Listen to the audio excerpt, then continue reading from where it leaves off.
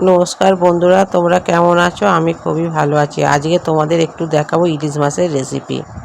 প্রথমে কড়াটা বসানো হলো, তেলটা গরম হয়ে যাওয়ার পরে মাছগুলো ছেড়ে দিলাম। মাছগুলো ভাজা হয়ে যাওয়ার পরে নামিয়ে নিলাম। তারপরে কাঁচা লঙ্কা দিলাম, গুঁড়ি কচু দিলাম, তারপরে টমেটো দিয়ে নেড়ে চেড়ে হলুদ গুঁড়ো, লঙ্কা গুঁড়ো, জিরে গুঁড়ো দেওয়া হলো। তারপরে ঝোলটা ফুটে যাওয়ার পরে পোস্ত বাটা দেওয়া হলো।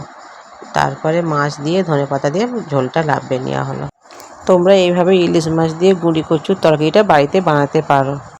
তারপর মাংস রান্না করলাম।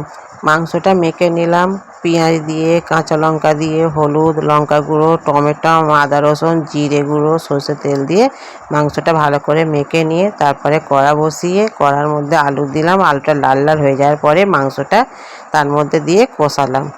মাংসটা কষে যাওয়ার পরে মাংসের মধ্যে জল ঢেলে দিলাম। তারপর ফুটে যেতে নামিয়ে নিলাম।